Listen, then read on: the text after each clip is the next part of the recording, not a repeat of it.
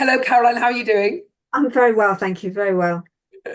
Well, today we're going to dive in and have a conversation that will touch on your experience with learning about head trash clearance and the work that you do, but also a little bit about your own healing journey and why you are interested in training and why you are training in head trash clearance. So let's dive in. So first of all, Caroline, just tell us a little bit about you and your work and where you are in your life. Thank you. I'm a trauma breakthrough coach, really. I call it well-being and trauma recovery. Um, but I do breakthroughs with people who are trying to do something and it's not going well. So I work mainly in business with business owners who maybe have been doing very well and it's gone wrong. So something's gone awry. Uh, and that involves picking up the past, so picking up the trauma of the past, which somehow blocks them doing whatever they want to do. I use all sorts of techniques: NLP, timeline therapy, mental emotional release, hypnosis. I've trained in them all. I'm a bit of a training junkie. Um, Feng Shui, TPS, EFT. So when I heard about head trash, you were the next one, but I didn't realize until I met you how powerful it was going to be. Mm. So when did you let's when you first came across it, what was your first experience of it? I think you did a healing experience, a 14-day healing experience with me. Was that No, when you? I first saw you talk and I was riveted because it sounded like you were going to be able to get to the bits, a bit like the Carling advert, get the bits that other beers can't. Because there's undoubtedly something that happens beyond the event itself. Mm, Maybe a traumatic event, but that's not the problem because people can get over traumatic events. But it's what I now know you call the wounds that mm, those events leave, that can devastate all your attempts to do something because they just stop you going ahead and doing them. mm, mm. So when you dived into when you joined me on a healing experience where I you did did, a lot of wound healing. So yeah.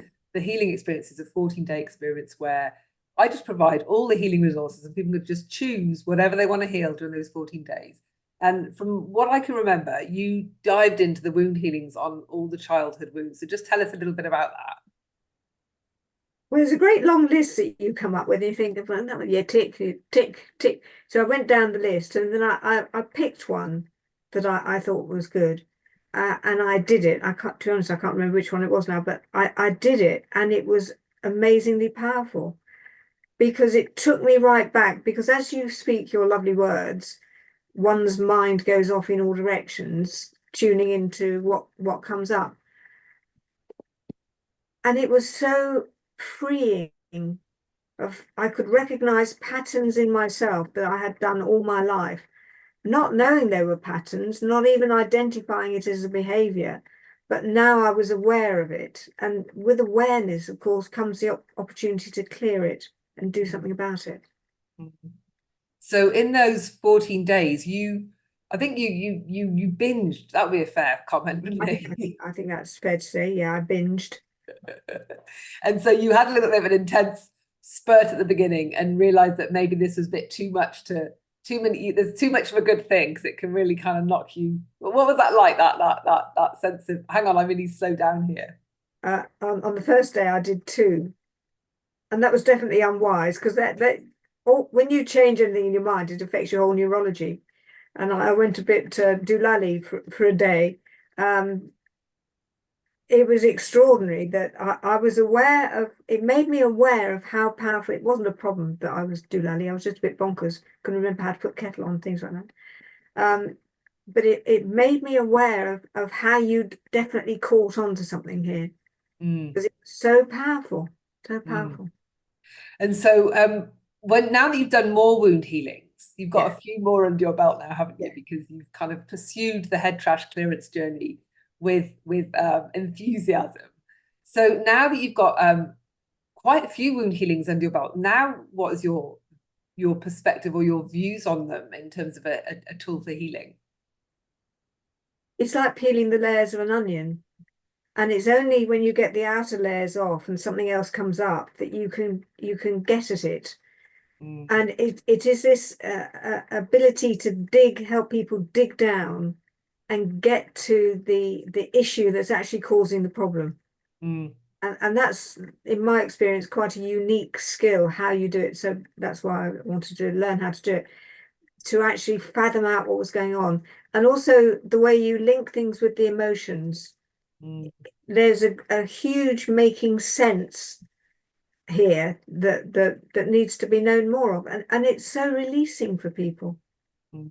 It really gives them a fresh start. Yeah. And so one thing that I think when we were going along, because we ended up working together for a while on your healing, and we did a lot of wound healings. And one thing that I think we had a conversation one day where it's like we managed to get through the main stuff that most people have to deal with, which is often your childhood stuff, the traumas that you know about, the wounds that you know about in your life. And but we were able to get past a lot of that, which enabled us to get to this deep area where I think I remember you saying that I'd not really achieved this depth of wound healing before, because now we're in an area that I've never been able to get to, because there's all this other stuff in the foreground, if you like, that needed to be dealt with. But that's been dealt with now, so I can now go much deeper in my own psyche, if you like, to clear out the stuff that has been sitting there really, and maybe that had been hidden for many years. Is that how you think about that now? Well, that is, of course, the job of the unconscious mind, is to repress memories that are uncomfortable. But unfortunately, in doing that, it represses them so well that you don't know they're there. Mm, And you'll say, well, that's just who I am. yeah, Uh, and it's only when you're trying to do something that is pushing the boundaries that it gives you an opportunity, if there is a way to do it, to explore what is causing the problem. Because however hard you try to do something, it won't work. yeah, Just as if I said to you, look, there's a whole new regime, it's marvelous. All we need to go and do is rob a bank. However hard I try and persuade you to rob a bank, and I'm very keen on that, you probably won't do it because it's just not who you are. yeah, yeah. So what are some of the successes or wins that you've had along your healing journey? Because I can think of a few. So let's just pick one of them. Let's just share a little bit about some of the wins that you've had. Well, on my physical health has been very interesting. I've got multiple sclerosis, well, allegedly, 1991. And about 6 years ago, I developed lupus. So I'm really very good at the autoimmune Mm, action. I take full accountability for creating an autoimmune condition. Very handy, gets you out of lots of difficulties. There's always benefits. And the good thing about MS is it doesn't have to hurt, in my experience. Um, but I've had extraordinary healings. The fatigue has disappeared. And if it does come back, I know all I need to do is I dig around and do a wound healing, and it will lift. I know it will lift within a couple of days. Um, I'm much more buoyant, and I'm remarkable when I'm sitting down. Absolutely remarkable. Not so good when I'm standing up. Um, but things like I have terrible trouble standing up. It's balance, really. mm, And perception, I think they call it. Wait, I don't know where I am. I don't know if I'm up or down half the time. But I noticed I started feeling my toes. I've walked like a toy soldier for 20 years. And all of a sudden, I grip the carpet now. It's amazing. And I can stop myself toppling over. I used to be like a toy soldier. And if you pushed me sideways, I just went over. Very good at falling. But I can now stop myself doing that, which is extraordinary. Now, wow, I can't put that down to anything other than your processes. I haven't done anything else. I'm not taking anything else that's on. incredible. So does that mean that you do you need assistance when you're walking? Do you I still need assistance when I'm walking because I'm not very good at going in a straight line. okay, yeah, So my dear husband, we work very well together. He's blind and can't see where he's going, but he can walk. I can see where we're going, and I can't walk, so we're a perfect pair. Um, yeah, he helps me, and we get by very well. But it's so much easier now. I can stand up, even walking around the bed. When I get out of bed, I used to topple over in the bedroom. amazing. So you're less tired, you've got more energy, and Yeah. your mobility is improved in that Yeah. sense. Yeah. Got my vavavoom back. Your vavavoom, I love it. I love it. Vavavoom. So what other wins have you had? What other kind of transformations or changes have you witnessed as part of your healing journey? I I don't like to admit it, but I've been very unhappy for all of my life. Um, don't want to overplay it, but I was a lonely little girl, so I've been quite solitary. And I now feel more able to go and meet people. And funnily enough, I have become more popular because that's what happens when you change something in yourself. And people respond to me and have been really very kind, and noticeably so. So that's been very interesting. Also, I used to have a pattern that I would start doing something, struggle on for a while, and then give up. Um, and I've been understanding that whole process of start, struggle on, and then instead of giving up, I now do something else. So just to change that pattern of behavior has been quite major. Yeah. And what about I remember you had a few a good client sale at one point that did make us jump jump up and down for joy. Tell us about that. Well, we've been working on money.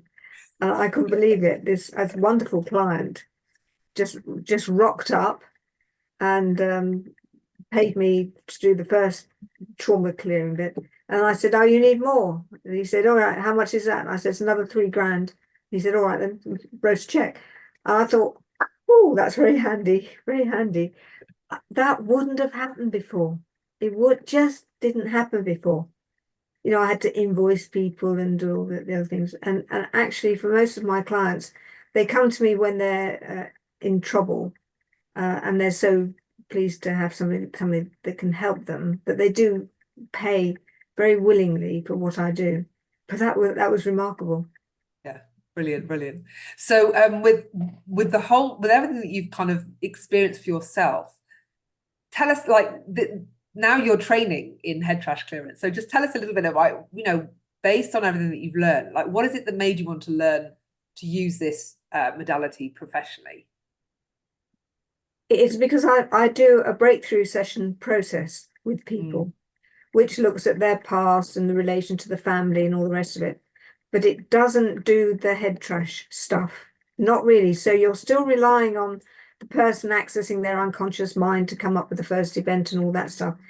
But it doesn't actually directly tackle what you cover in yours, because many of my clients, for example, I have loads of directors who hate doing public speaking or presentations. I had one who was all right when she was sitting in the boardroom. If she had to stand up and speak, she basically couldn't do it. And that went back to childhood, to a time when she was standing up in front of the class. And so we took out that first event. But it didn't tackle the wounds that were left by that first event, which would have been humiliation, trust, all sorts of things that also would have carried on. So it's because it gets to the other bits that I'm absolutely fascinated in it. And so what is it, for those that aren't familiar with the head trash clearance, how would you describe it? Somebody that doesn't know about it, how would you describe it to others? What I say to other people is what I just said to you, that you have Yeah. these events and you deal with them at the time, and if it's no problem, you forget about them. But sometimes the event carries on, but the event will leave a wound of some sort, whether it's one where you were embarrassed or you felt shame or guilt or made you very cross. And to get to the real root of the early stuff is the fastest way to clear it beyond what your unconscious mind already has access to. And how you mentioned that it's fast already. How fast is it compared to other modalities that you're familiar with? Because you work with things like NLP and some other very powerful techniques. So when you describe it as fast, what do you mean by that? Can you shed a little bit of light on what that is for you? Yes, see, I haven't got time for slow. I haven't got time for counselling and things like that. And the breakthrough sessions I do use a derivation of huna, which is a spiritual thing. Timeline therapy is a way of getting back to the past, and that's quite fast. But yours is instantaneous. By the time you've listened to the 40 minutes or whatever it is, the wound is gone. Because you take a measurement of yourself on a scale of 1 to 10, what is it? It's a 9. And then afterwards you take another reading and it might be down to a 3. And then you do it again or do something else and it's gone. Now that's fairly fast. Yeah. And so who do you think would benefit in terms of professional mental health professionals? Who would do you think would benefit mostly from training in something like head trash clearance? Mental health professionals? Yeah, like therapists or coaches or healers or counsellors. Who do you think would benefit? Well, anybody with an open mind. There is a leap of faith in all these things, and my timeline therapy, hypnosis is a real leap of faith. I mean, honestly, what a silly idea. Who ever thought you could say a few words and put somebody into trance? So it does need the leap of faith that this will work, and then it's open to anybody. And I'd be interested in your opinion, but I don't know how much other training they would need to have. But as long as they were therapists and not just counsellors, I think you could do it with it aligns with anything else I've ever come up with. I think what I would add to that is if you have an ability to listen, like active listening, and to ask questions, and to not to project your own stuff onto the client, and unfortunately those are skills that not everybody has. And you might learn them through doing coaching or therapy or some kind of training. But even those that do train don't always exhibit those skills brilliantly. But it's in the language. When they're talking, they'll come up with a sentence, and I'll stop them on a word, and I say, "What does that mean?" And it's the ability. You're right. The ability to tune in to the signs that they're giving out that they don't realise they're giving out, because you can spot signs. It's obvious to another person. I had somebody recently say that they were being ghosted by their clients. Well, that is a projection, if the clients are ghosting them, something in them. So the first question is, when were you first ghosted, and who else have you, where do you do ghosting in your life to connect them with whatever it is? Yeah.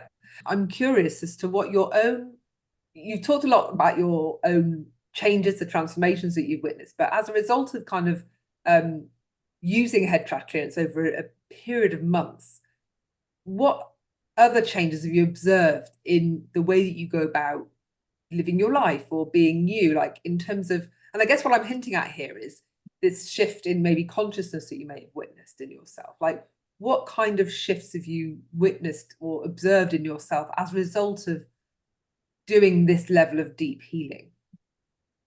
I'm so happy now. Honestly, I can't tell you. I sit sometimes wondering how I'm so fortunate to be sitting in my house, and I'm deeply happy. Whereas I would have said I was deeply unhappy, I'm now deeply happy. And I think that comes across, and my writing, my posts have changed so much because I'm so confident now of what I'm doing that I'm able to write differently to how I did before. So whatever we've done, we've removed all that unhappiness, removed the uncertainty and the doubt, and that is going to change anybody's life. And it sounds like there's a lot of gratitude. You're now in a place of gratitude where maybe you weren't before as well. Yeah. Which is very powerful. Yeah. But I am great. I'm very happy though, Alexia. No, well, that's wonderful. I smile a lot. And no, that's just phenomenal to hear that. And what kind of time frame has that been? That's been a 6-month time frame, would you say?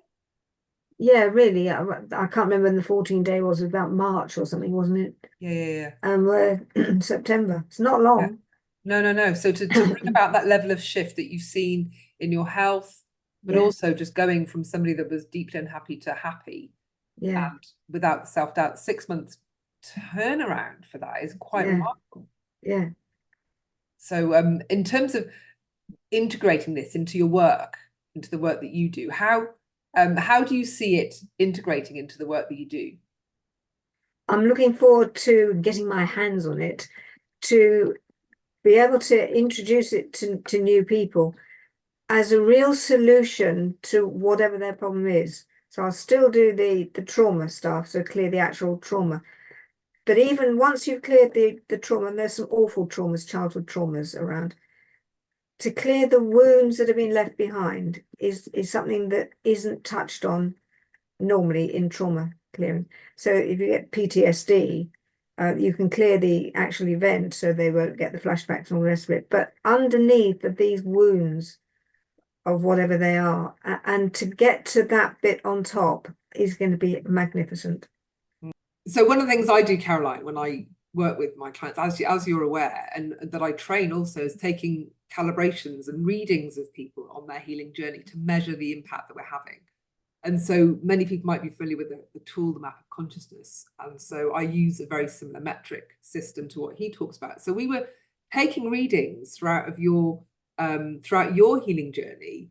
And what I'd really be interested to know is how you found that, and whether you found that useful for you in terms of letting you know how you were doing, the level of progress you're making on your journey. What was your feeling around this, me taking measurements like that, and how it supported you or not on your journey?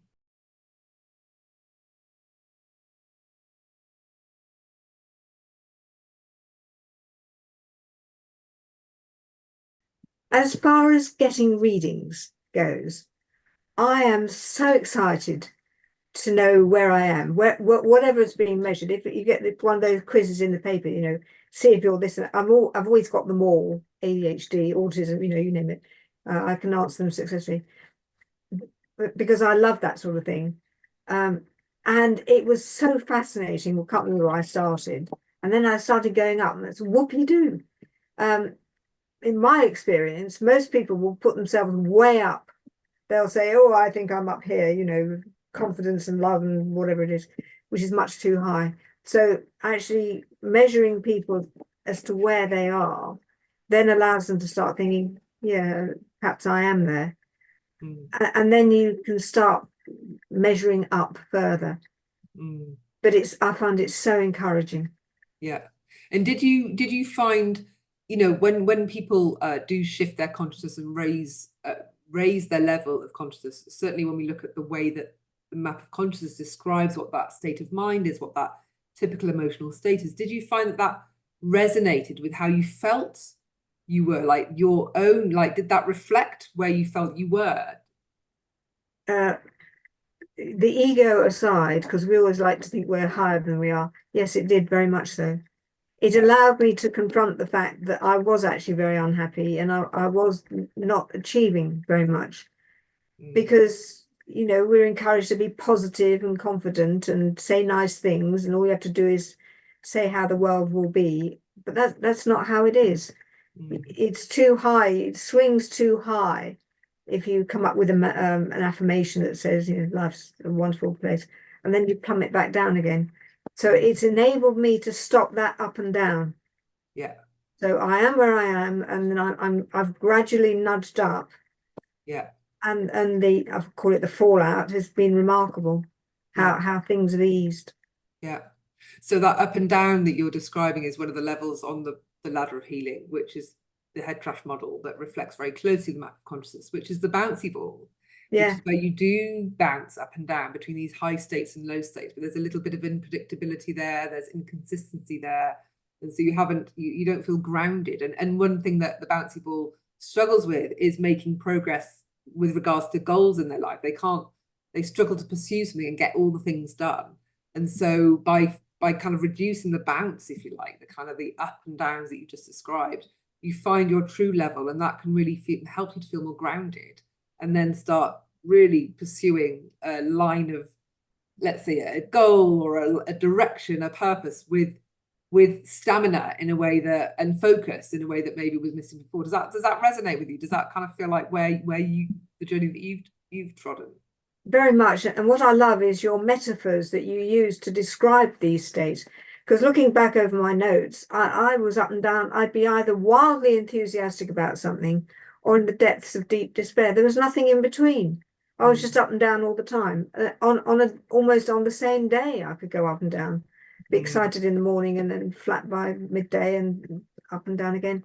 But to smooth that out, I can't tell you the energy it saved.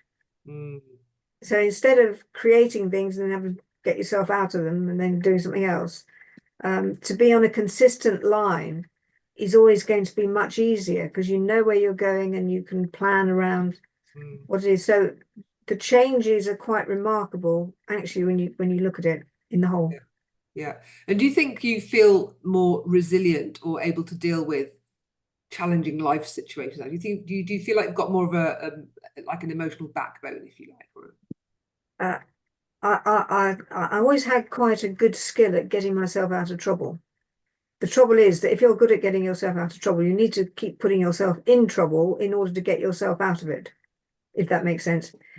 What this has allowed me to do is to flatten out my backbone and not have so much trouble that I needed to get out of.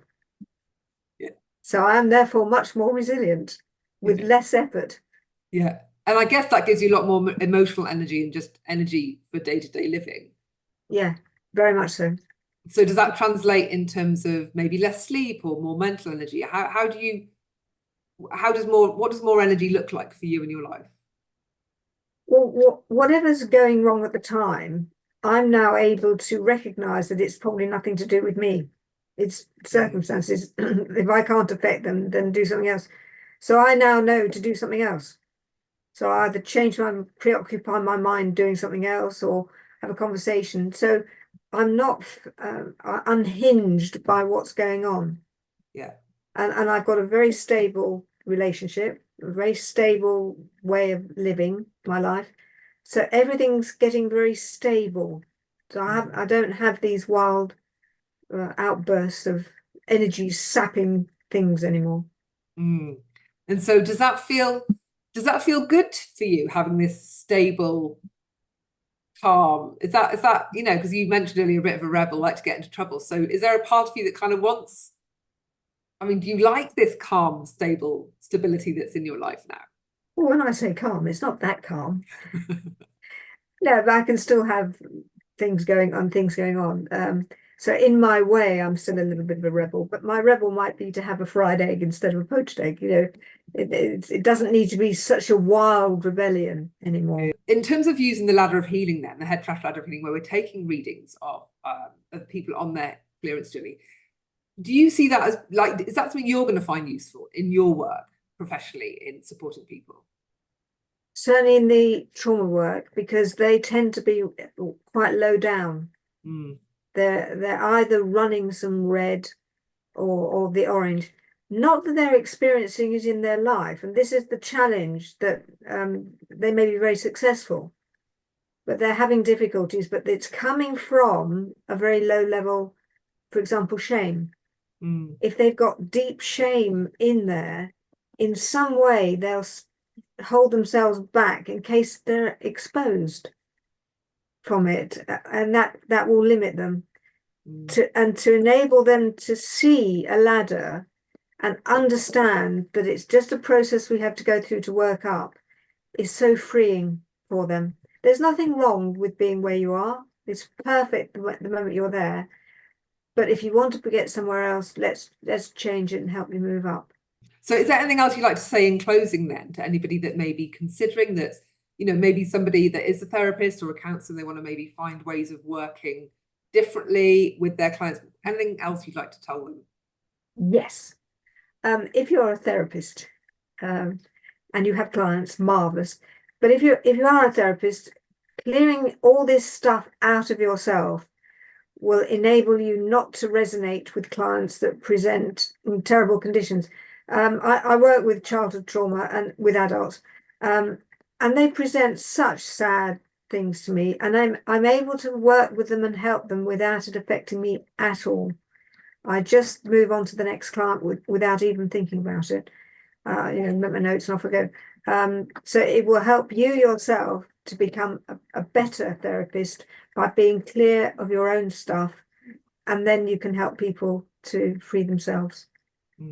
Yeah, in fact, I think I'm so glad you raised that, Caroline, because I think it's really important that there's a lot of therapists or healers or, you know, professional mental health workers that are there, they've chosen to do work to support others, and yet they're still suffering in a Very lot of much the things that so. they're there to support others with, and they need that level of support for themselves. It's always arguable if you take rape crisis or rape counselling. Often people who have been raped will go to help others who have been raped. But unless they heal the crisis within themselves, they can empathize with them, they can join in with, they can, feel sorry for them or whatever.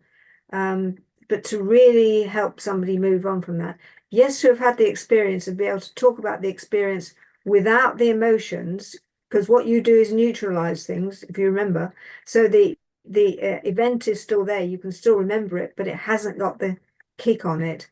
That's the best way to help people, that you are able to see them as the wonderful people they are, being temporarily brought down by this terrible event, and get them back to where they are, where they should be. Yeah. And that's one thing that we prioritize with head trash, and certainly on the training, is to make the first part of the training is all about helping you to heal. Yeah. I absolutely believe that in order to support somebody else on their healing journey, you need to have healed a lot of your stuff, and you need to be on that healing journey too. And you can only hold the space for somebody else when you have healed those wounds, not support them from a wounded healer place, which unfortunately so many professionals are sitting there as wounded healers in supporting clients. And that's, but I love the way also you laugh through it. You know, we've laughed all non-stop, really, haven't we? I come up with something else I've discovered that's absolutely awful. God, dreadful, terrible. And you say, oh wow, that's great. And that's a marvelous attitude to it. It's the attitude to digging out this stuff and healing it. There's nothing wrong with it. Having stuff in there is perfectly natural. But how wonderful to be able to find it and release it effortlessly and with a bit of a laugh. Absolutely. I love it. I love it. Let's finish on that, Caroline. Thank you very, very much. Pleasure. And I'm very grateful. Thank you, Alexia.